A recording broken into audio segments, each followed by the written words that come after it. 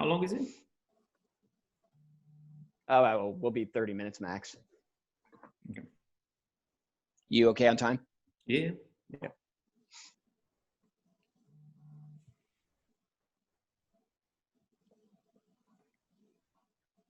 All right, I think we're about ready, race fans. Thank you for joining us tonight. Doug Boles here with the Indianapolis Motor Speedway. I rushed home from the Indianapolis Motor Speedway, was there today getting ready for tomorrow's Miller Lite Carb Day that unfortunately we aren't having. But I did really rush home because for the third week, we've got a really cool opportunity, thanks to Miller Lite, to talk to a winner at the Indianapolis Motor Speedway. And tonight, we're not just talking to a winner. We're talking to the guy that I want to win a fourth time at the Indianapolis Motor Speedway, our three-time winner, Helio Castroneves. Helio, how are you doing tonight? You coming to us from warm Florida? Thank you so much, Doug. Yes, I'm with you on that fourth win. I am trying my best. Team Penske trying their best. They've been winning with other drivers. Unfortunately, that's my issue. I have a great teammates, and the only ones that prevent me from winning. But in the end of the day, it is what it is. Yes, I am in Florida right now. It's kind of like a little rainy, but still very warm. But I'm in Florida for sure.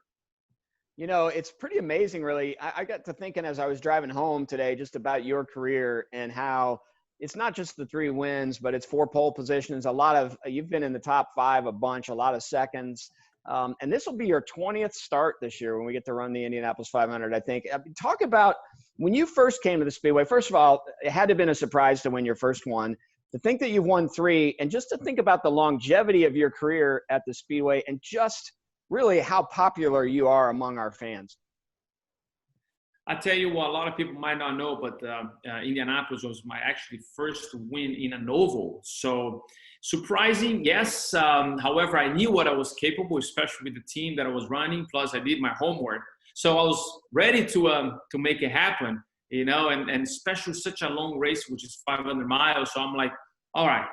I know I'm capable to win because I already won. Now I just need to make sure I put all the pieces together, and it did. And so it was a great win in 2001, along with 2002 and 2009 as well. But no question, a place that when you come and see, when you live in it, even when you watch it and you don't know much about it, it's already amazing. But when you actually inside the Speedway and go through the whole entire month and learning about the place, it is incredible. It's just mind-blowing. It's absolutely incredible experience. You know, it's when you're there, obviously it's an incredible experience as a driver just being around the Speedway. But over the years, you have to have been able to feel the love that the fan base at the Indianapolis Motor Speedway has for you. One of my favorite days of the year is the public drivers meeting the day before the 500. And it really, it's you and TK and Ed, and the crowd level when you guys are announced is a little bit more than everyone else. Do you as a driver can you feel that connection that the fans have to you? Absolutely. Absolutely, Doug. You know, as you mentioned, in 20 years, it's going to be my 20th Indy 500. And along those 2 decades, basically, you find other interesting scenarios, new generation, new drivers that people wants to start cheering for, because I mean, such a very interesting scenario, you know, won 3 times and not many people seen a 4-time winner. So I feel even more that people like pushing my car, you know, like, come on, let's make it happen. So, and it's everywhere. Anytime I'm in some place and people are from Indianapolis or from the state of Indiana or around, or know somebody from Indiana, they're like, hey, my grandpa, or he lives in Indiana. You know, so it's a really cool reference. And I can't thank enough. I mean, the warm welcome every time I'm in Indianapolis. And you know, it was a love at first sight, and everyone really supports me. So I'm really grateful. You know, I hear a lot from people about your personality, and you've got this amazing personality, and people say, he's not really like that, is he? If the camera's off or people aren't around, is he really that bubbly and really that positive? And I have to tell him, you absolutely are that way. What is it that just keeps you going? Because racing, as you know, it's it's a up or down sport. It's not Yeah. always even, and there's an awful lot of loss in the sport, even more so than the wins. But you always seem to be able to just carry that positive energy everywhere you go. Well, I'm human as well. I mean, no question. I enjoy what I love, and I love what I do. So it's racing for me. It's something that it's being part of my DNA, and I have fun. You know, going around the track, talking to the engineers. Don't get me wrong. If you step on my toes as well, in some whether it's a competitor or something like that, yeah, I get upset. I'm a human, you know. I have emotion. I actually wear my emotions in my sleeves. So, but in terms with the fans, I remember one as a fan. I mean, I'm still a fan of a lot of sports figure, you know. And I remember when I was a kid, this guy gave me this autograph. He was a football player, soccer player, and he signed it. And probably for years, I kept that piece of paper. It was like a rip piece of paper from a notebook. And I'm like, wow, I remember that day. So it was, I can only imagine when you sign an autograph to someone, even if when your day is not going well, even they are there to whether support you, support somebody else, but that memory is going to stay with them forever. And that's why I'm always trying to, you know, breathe and think about in somebody. Unfortunately, you have some people sometimes that's, you know, jumping a little bit in front of you that you're like, whoa, take it easy. But most of everyone are really, really nice, respectful. And that's the reason I'm always try to have the energy around me. Well, it's pretty amazing the energy you have, and it does do a lot for the sport, and that attitude you have, especially as you're interacting with fans. It is what grows our sport, so we appreciate that. A couple questions ago, we talked about, you know, the fans pushing you to be a 4-time winner. You have the unique opportunity to have a 4-time winner in your ear when you're driving, and I think Rick's been with you your whole career. Is there any more pressure to win a 4th Indy 500 when Rick Mears is your spotter and Rick Mears won his 4 for Roger Penske, and you have an opportunity to win 4 for Roger Penske? I don't think there is pressure, you know, because not only I have an incredible team, but as you mentioned, Rick Mears, which is my hero, he is actually my spotter. Imagine when you have a 4-time, and many times during the race, I'm like, Rick, I don't know what to do. Tell me. And he's like, you're the one driving. It's not me. So he's an incredible human being as well, a super nice guy.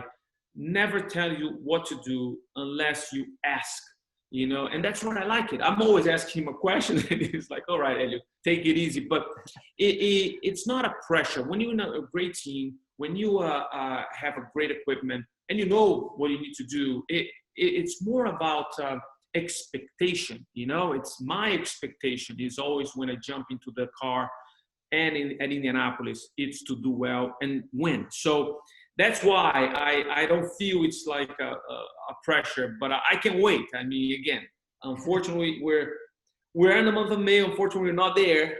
This is kind of media day, you know, and I can't wait to go back in August, and hopefully we can go with the race, and who knows, we'll be crossing the finish line first. You know, so Roger was in town today at the Speedway just to come in and check on things. And it's been fun over the last 6 months or so to really get to know him and see how he operates. And, you know, I now start wondering what it's like to be a driver who drives for Roger Penske, because I don't believe he sleeps. It is not unusual. In fact, I got an email I woke up this morning and I had an email from 2:40 in the morning from Roger Penske. Talk a little bit about, does that happen from a driver standpoint? Do you get the random call from Roger Penske early in the morning or late at night with ideas and thoughts? And let me tell you one thing, you're right. I mean, 2:00 in the morning, he sends emails, whether he's in Europe, whether he's in Australia or here in America. And let me tell you one thing, if for some reason you missed a phone call, that's it, buddy. There is no way back. You can call him back. You can leave several messages. You can comment. That's it. If you miss that opportunity, it's over. So he does, you know, spontaneous call, but he gives that opportunity. Roger is the type of person that, I mean, he's the most powerful man I know.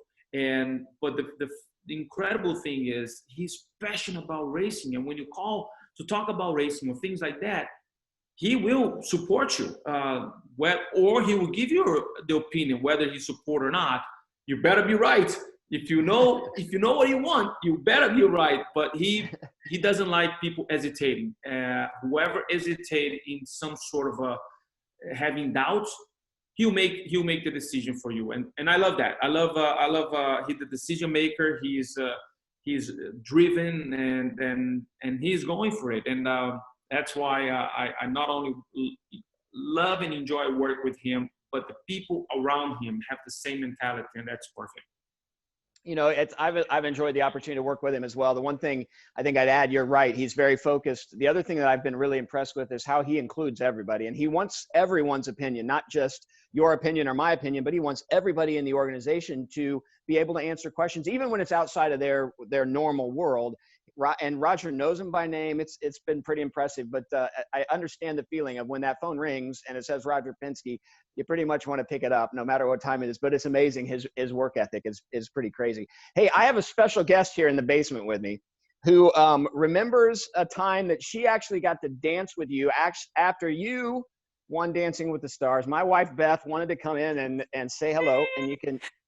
And I think she wanted to see if you really had that trophy. You know, Beth, for you and for everyone is watching right now, yes, I do have the trophy around here. Actually, it's right. Good. Oh, yeah. Right here. Let me tell you, it was So super hard to get this trophy. I know the Indy is hard too, but this one here, I have to thank everyone, especially in Indianapolis. By the way, this is a fun fact. The day of the dancing show, I like that too. The day that was on the dancing show, it was the number one ratings on ABC was in Indianapolis, or the state of Indiana. So, oh yeah. Thank you for everyone voting. Every phone in our house was being used. Was calling the 6 or 8 or times, however many times we could call.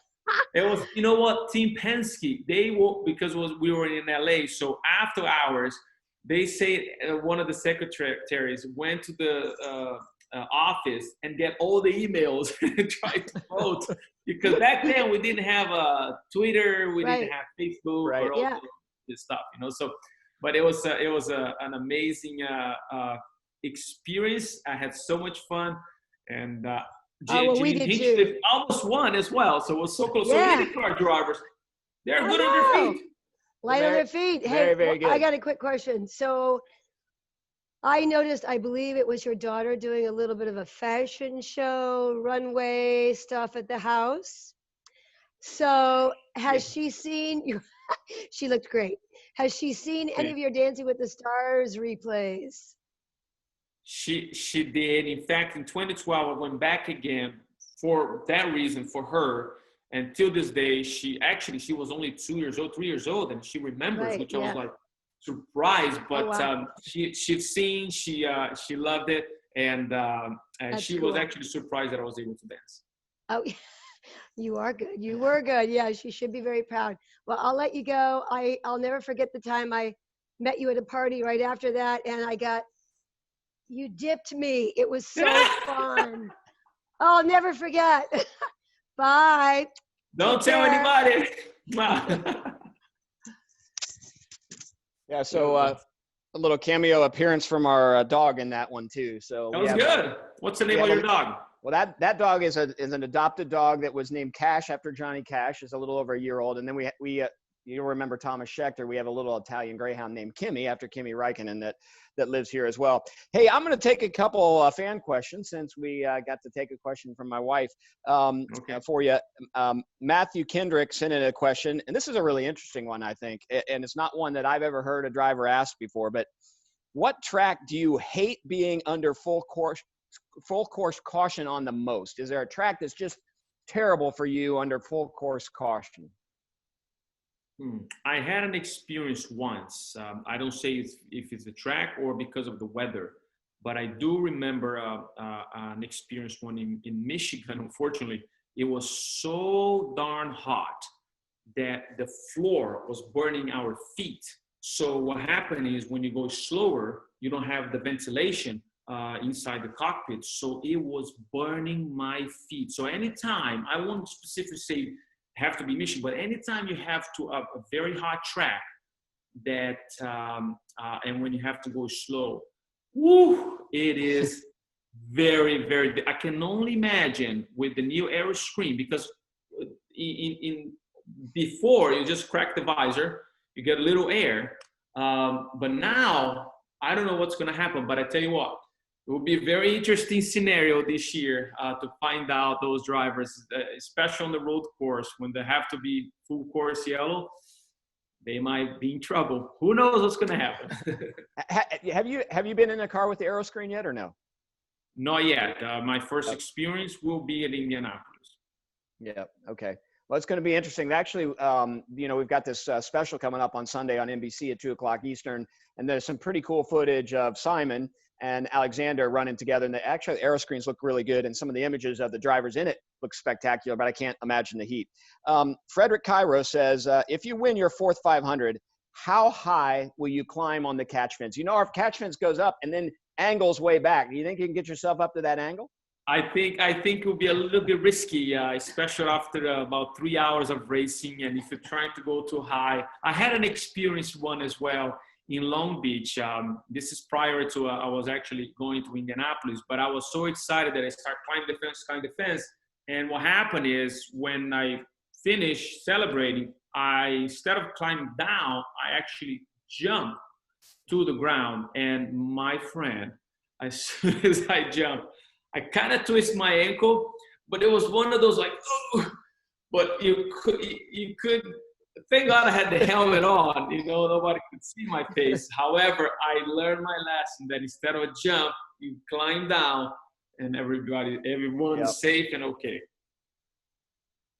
Well, I hope you have an opportunity to climb the fence, and I'll make sure that our guys are out there to catch you if you decide just to jump, because I definitely want you in Victory Lane, especially the new Victory Lane that Roger's having us build, which is going to be an awful lot of fun.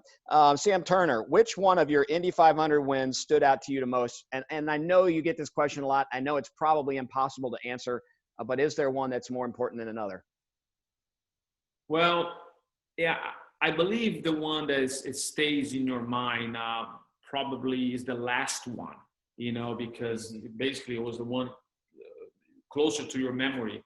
And for me, probably in personal, I'm not even knew if that was a very tough year, starting the year, not even if it was going to be in the race car, and all of a sudden to be going to the victory circle. It was an amazing feeling.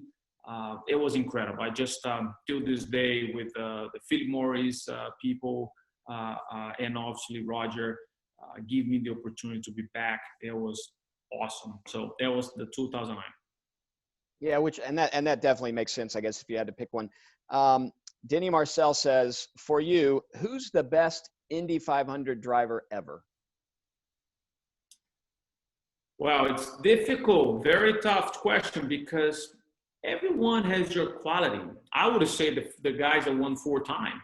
You can't deny AJ Foy, you can't deny Alan Cecina, and obviously my hero Rick Mears, because they were the ones that won most of it than anybody. So they understand, and they probably finished second. If they finished third, they finished fourth, they finished right there. They probably would have won more. But Indianapolis, it's a very magical place. Indianapolis is the one that picks the winner and knows who is going to be the best for that 360 days, 365 days around. So I say that those 3 drivers, even that you have so many incredible ones that pass by, I say those 3 drivers. Yeah, I think that's a pretty good answer. Shelby Baumner says, since the Indy 500 is now in and had to be moved to August, do you feel that the change, or that will change the dynamic or the pressure of both qualifying and going after the win in the race itself? You think it changes at all? What is the change? Is everything in? I don't know the rules yet. No, I think the rules are the same, but I think the idea is, instead of racing in 3 days, 4 days, you're going to be racing 3 months from now. So is there that built up pressure? Do people feel more pressure to win it now that we've waited so long for it, or do you think it's the same? No, I think it will be a similar feeling. However, it will be different because it's going to be extremely hot. and that makes the very slippery circuit very difficult. And we just talked about the air scream. It's something new to the car, adds about 50 or 55 pounds. So when you implement a new system or in a car that people don't know what's going to happen, it could be good, it could be bad. But I feel that it's going to be an exciting race again. And I feel everybody's going to be excited to be back. Whether it's going to be fans in the grandstand or not, we don't know that yet. But I tell you what, I, as a driver, as a team player, I feel that everyone is excited to be back, and we'll do our best to make a great show. So the last couple of years, you've not run the entire IndyCar season, and I know that's a bittersweet thing for you. Does it allow you to, what's the advantage and disadvantage, I guess, of that? It seems like there's probably some advantage in that this is your sole focus, and then maybe there's a bit of disadvantage because it takes a little bit of reacclimation to the car every time you get in it. Talk a little bit about the pros and cons of just focusing on winning the 4th Indy 500 versus an entire season. Yeah, the advantage, you don't think about championship, you don't think about points, you don't think about, those scenarios. However, and the good news is also having a great team, Penske, and teammates that I have. They can develop the car, so we just basically jump in and go for it. And the disadvantage is not knowing yourself, the car, very well, not being in the rhythm. Also, when you have the team, that's why we like to do the Grand Prix, because we want everybody in the same rhythm. We want everybody in the sync, mechanics, fuelers, to make sure the strategy, to make sure that we understand. However, it's being done. It's being, many people, they do that in the same way. It is harder, and that's why it excites me, because every time there is something more challenging, I want to prove that we can make it happen, and can't wait for August 23rd. Yeah, and nor can I, nor can our fans are really excited about that as well.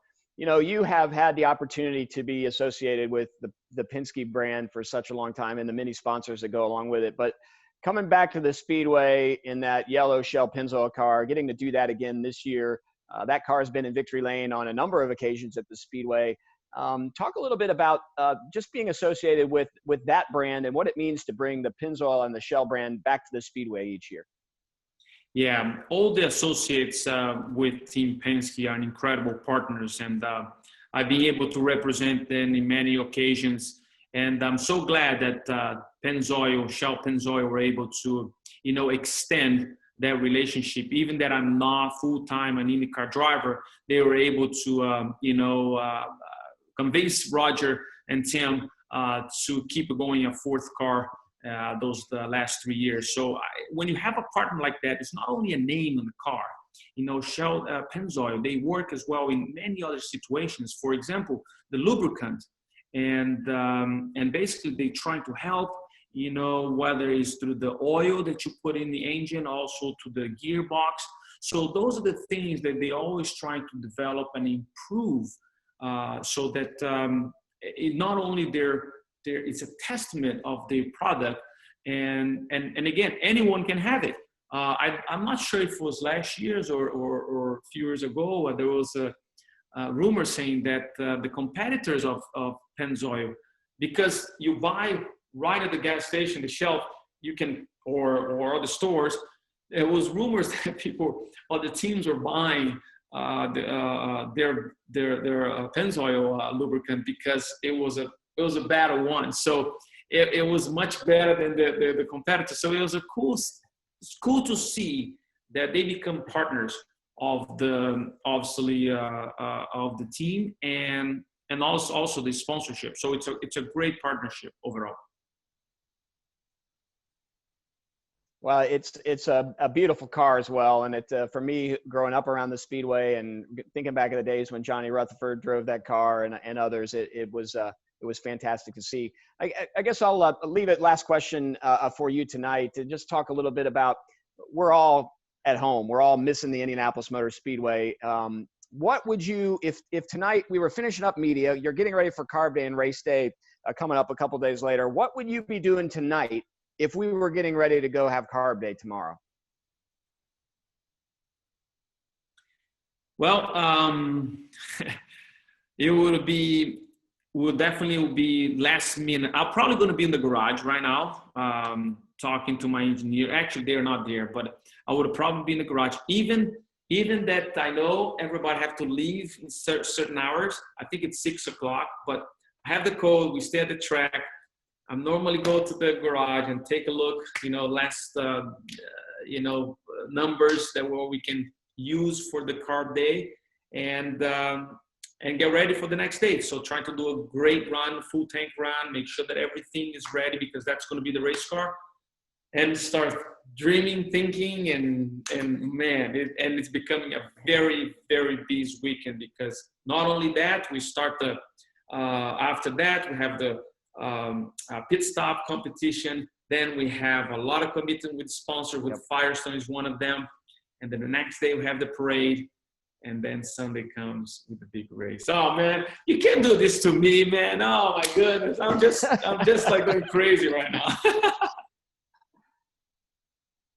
You're not alone. I mean, we're all going crazy right now, but we also all know that we're all trying to do the best we can to get to a position so that we can all gather back at the Speedway, in August, and enjoy watching you take a run at the 4th. And I can promise you that this weekend I'll probably sneak over to the Speedway for sure, because it's going to be hard for me to stay away from there. But Helio, thank you so much for all you do for our sport. Thank you for the passion you have. Thank you for the time that you make for the fans. It's been a pleasure to watch you. It's been a pleasure to work alongside you in events like this. And we can't wait to see you back here in May. Hopefully I'll see you at a racetrack before then. But fans, thanks for tuning in. I mean, we were having a lot of fun with this. We thank Miller for giving us an opportunity to kind of do this at home. I want to encourage everybody. It's important that we just continue to celebrate, even though we're not running. So we're asking folks to hashtag that 500 at home. So the things that you're doing tomorrow, if you're listening to Ario or you're listening to Styx, who would have been our Carb Day band, make sure you tag us. We've got a lot of stuff at ims.com to help you celebrate this weekend, even though we're not going to be there. Tune in at 2 o'clock on Sunday. We're going to have a little special television program on NBC. It's got a really cool pre-race, and then a cut-down version of the 2019 Indianapolis 500 with some content from Alexander Rossi and Simon Pagenaud, talking about that epic battle, almost as epic as a couple of the battles that Helio's been in, and a couple of those battles that Helio was in that he ended up being the victor on. So it's the beauty of the Indianapolis 500, a great place, lots of history. We can't wait to see you guys in August, but we can't wait to see how you celebrate the 500 at home over the next few days. Helio, thanks so much. Thanks for being here. We look forward to seeing all you fans later, and thanks, Miller. And then, I opened this before we got started, and I'm now going to sign off and have a Miller Lite and pretend like carb day's tomorrow. Take care, guys.